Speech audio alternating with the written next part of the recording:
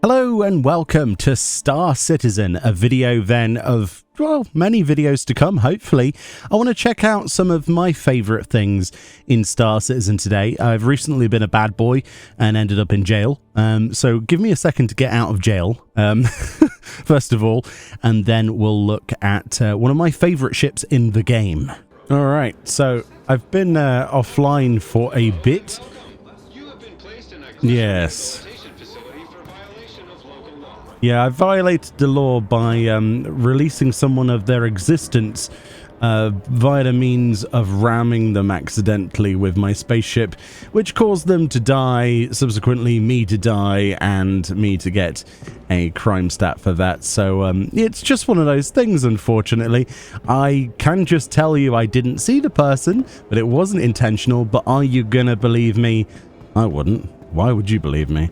So yeah, so jail sentences persist through real time. So I am actual eligibility for release, thankfully. So I can just walk straight out of here.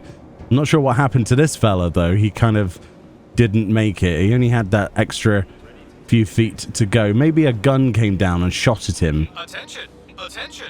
Please direct your attention towards the front gates. Observe me. One of our guests has completed their rehabilitation and is... Yeah. It cut off the audio. But yes, I have served my time by going offline in Hurston. Not exactly the place I wanted to go. So yeah, if you've ever committed a crime in Star Citizen, essentially get sent to a real jail, if you get caught, as in you are apprehended, killed, or otherwise. The game is not handling too bad today. It's a little bit laggy, but things always are when I first load in. Will the elevators work? That is the question that's on everyone's mind.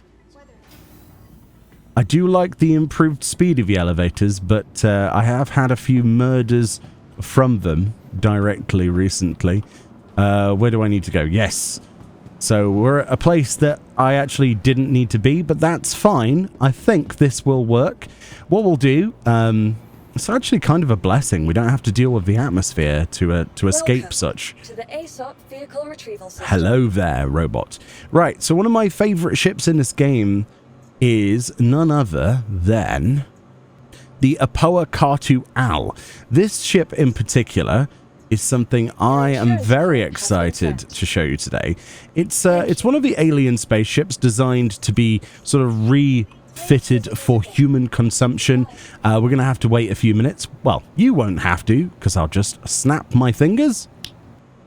And just like that, like magic, we have advanced time, exactly, 3 minutes or so, and we can actually retrieve this. So let's do that exactly. Hangar 3, okay. So one of the reasons this is one of my favorite ships in the game isn't because of its power. It's certainly not powerful. It isn't because of its speed, although it is quite speedy. It is quite a quick ship. And it's certainly not for its size, because Lord knows I have a lot of lovely ships that are much bigger than this that I really, really love. It's simply because of its alien nature, its uniquity, and also because it's the first step towards something that I hope that they seriously put a lot of time into in the game, and that's alien-based ships. So when it comes to Star Citizen, it's very easy to make a human ship, right? You put two big pylons with engines on them, you strap them to a cockpit, it goes forward, it goes back, it goes up, it goes down, it shoots pew-pews. But when it comes to alien ships, they've got to look alien, right? They've got to feel alien as well. And I think this, honestly, is the first and only time I've felt in Star Citizen like this is truly an alien ship. Now, I've looked at lots of the other ships available, especially in Alien Week that has just come and gone. And if they're impressive, they're impressive.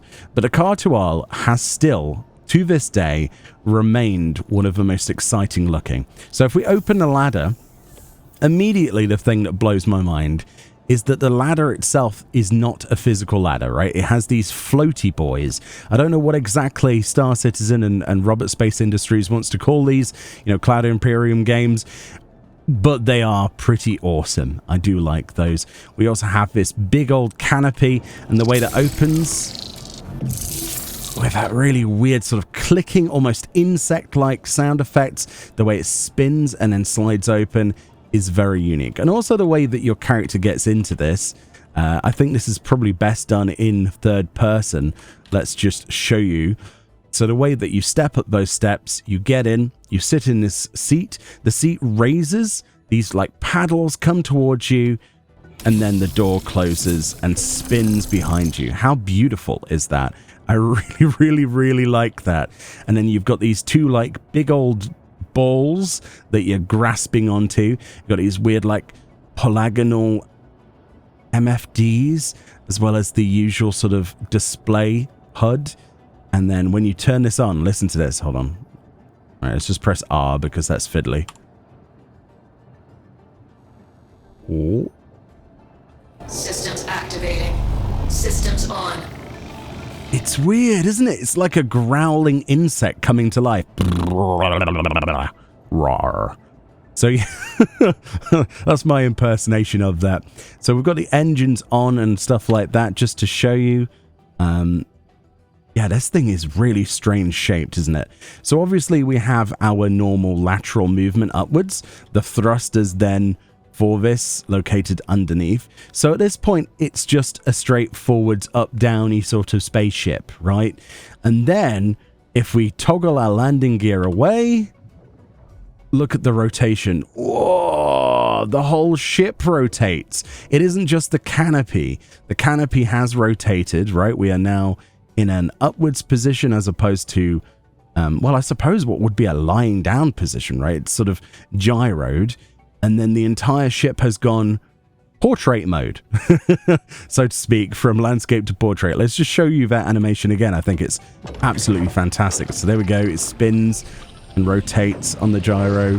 The thrusters come down and we lose a bit of height because obviously those thrusters have to switch between lateral and, you know, horizontal and vertical movement in between those two, and then back again. Very cool stuff.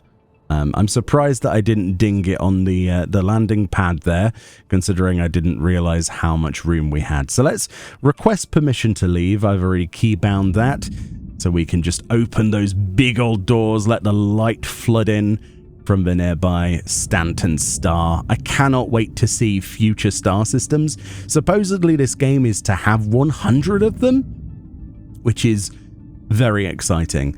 This is one of the newer paints, I believe. This is the Ocellus paint, I think it's called, which I think is absolutely beautiful. It's got a bit of color magic as you rotate around with the light hitting it in different locations. So let's just hold spacebar to go up there, just straight out. Oh, and then we have the beautiful Hurston planet behind us here at Everest Harbor, and look at that light making a silhouette with the atmosphere as thin as it is demonstrated there. And the other reason I like this paint in particular is because it's got a kind of red hue to it as well. This is something that you don't notice inside, so it's just a red outside canopy color, and then on the inside it doesn't seem like it's red at all. So one of the other things I love about this ship in the low speeds, let's just crank up that volume a bit. Listen to this as we make our way forwards. Okay, so normal sort of sound. We'll increase our speed. All right. We're boosting a little bit. No real sound, right? Just as you would normally expect in space, right? Not really any real differences. On the outside view, all you get is sort of flame effects. But if we go to atmosphere, which would be our next thing, this is where the magic really shines, and when you start to realize, oh boy, this is something special. Apart from the fact the neon lights in here and everything looking absolutely gorgeous. But let's go into quantum. So you'll notice one of the things is that we have a unique quantum color. For this particular ship, it is blue. So we have these blue sort of like vapor trails coming off each surface. We have the engines cycling up as we fly around Hurston. Whoa. Am I actually flying into the dark side? I don't think I am. I might have timed this perfectly somehow. Usually when you go to record videos in video games, if they have a day-night cycle, you can bet your ass you're going to record on the wrong cycle or wrong side of something. We'll get some new sound effects as we come down. Just look at this thing as it enters. How beautiful that is. It's so unique.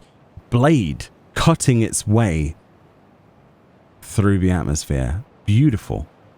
But listen to these interior noises. Right, let's throttle back a little bit until we're at a perfect stop. So the view in here is absolutely fantastic as well. I don't think there's many ships where you get a viewpoint where you have like this vertical slice with the pillars either side. I think that is quite unique, as well as if you look to the right, you got this beautiful glass with the almost stencil-like sort of drawings on here, which are actually components that slide open. It's absolutely stellar, isn't it? For lack of a better really understanding of words. One thing I hope in the future they do, though, as a little bit of a thing that I would like to see, is these MFDs floating as they are. It would be really nice if they incorporated them into the actual triangles here, this polygonal display, maybe the display being on those directly. But again, this is very early in development. I can't wait to see what they do with this. But under low speeds then, this is what the ship sounds like. Oh. Put a bit of boost on.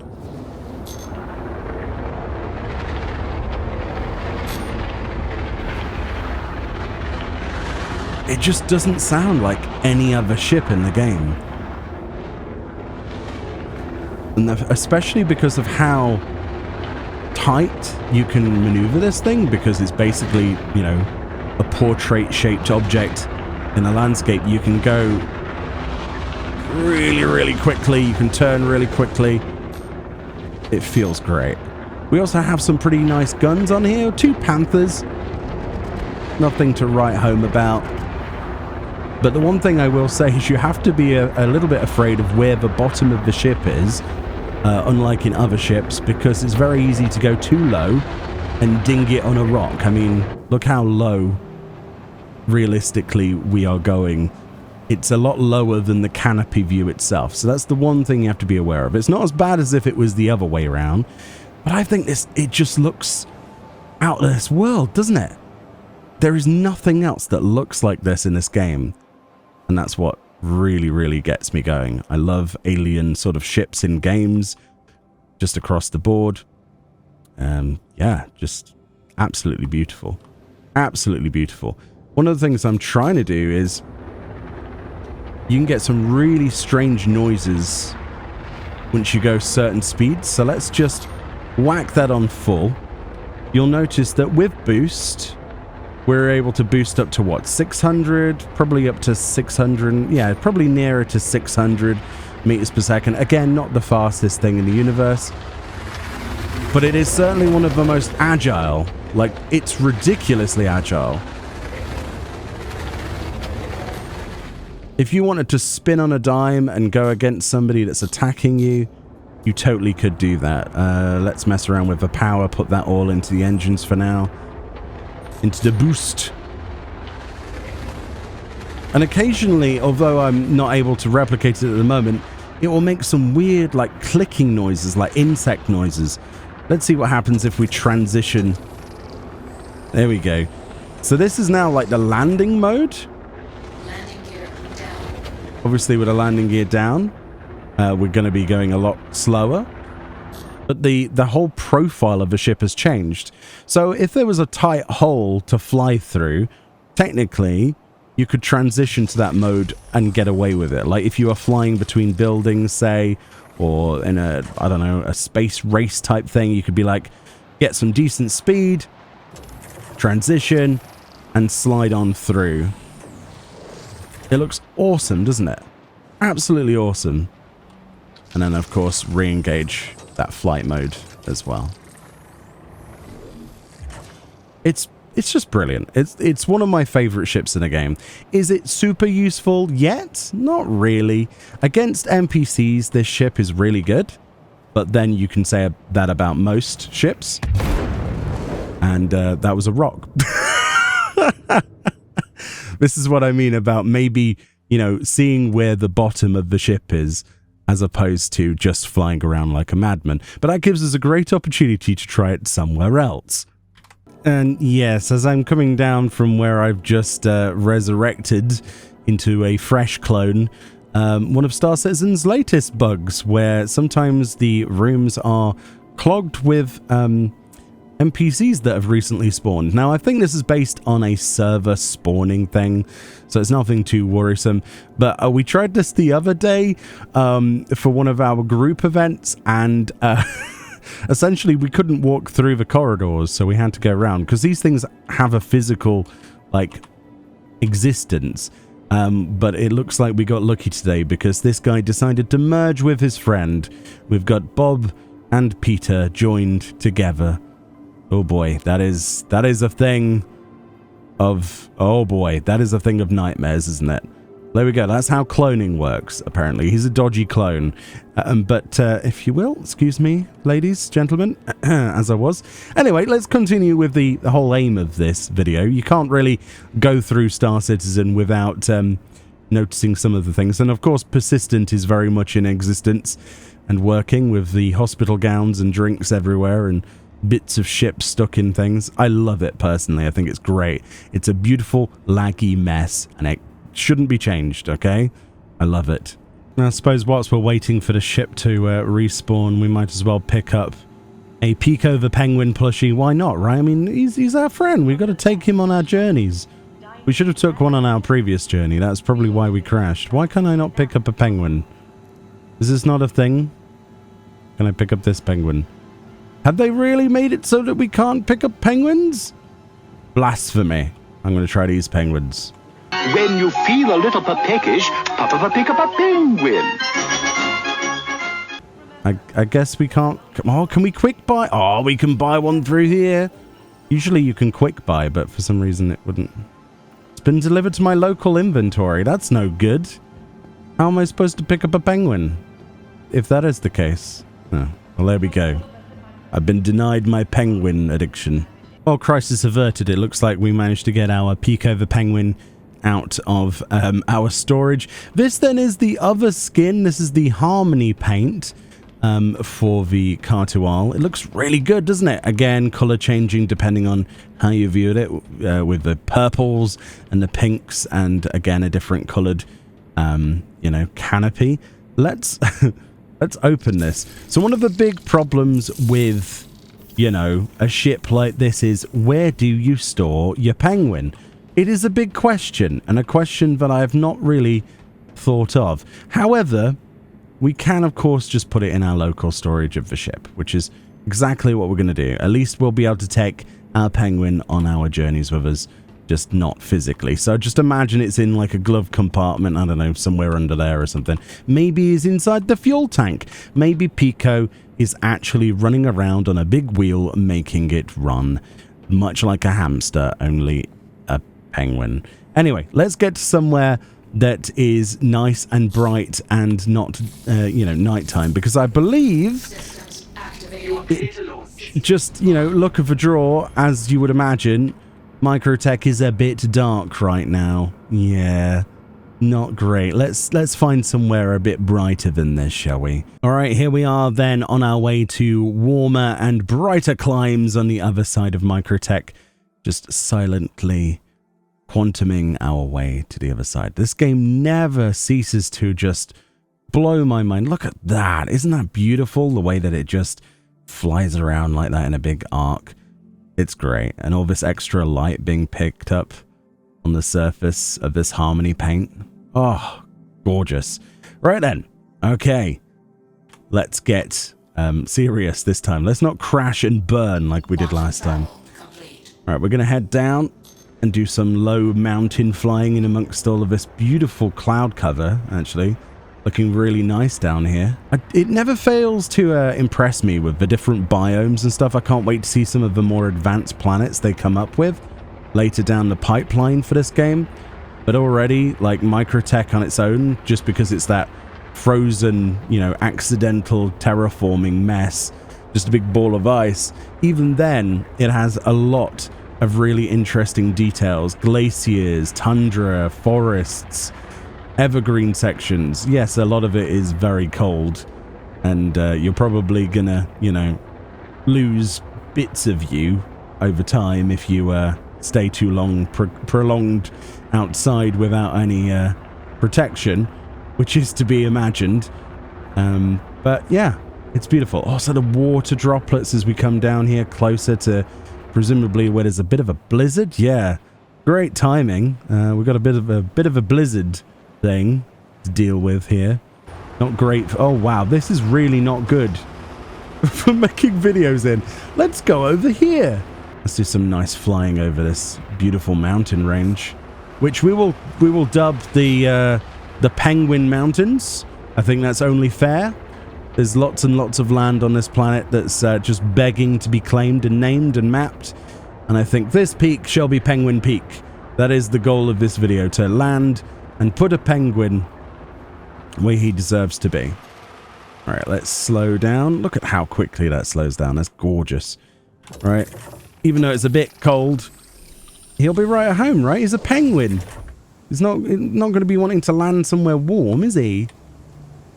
That makes more sense. And just like that, we are restoring Christmas. That's how it works, right? Oh, look at the view, though. Oh, my goodness. Right, turn off our engines. Hopefully that was the best decision to make.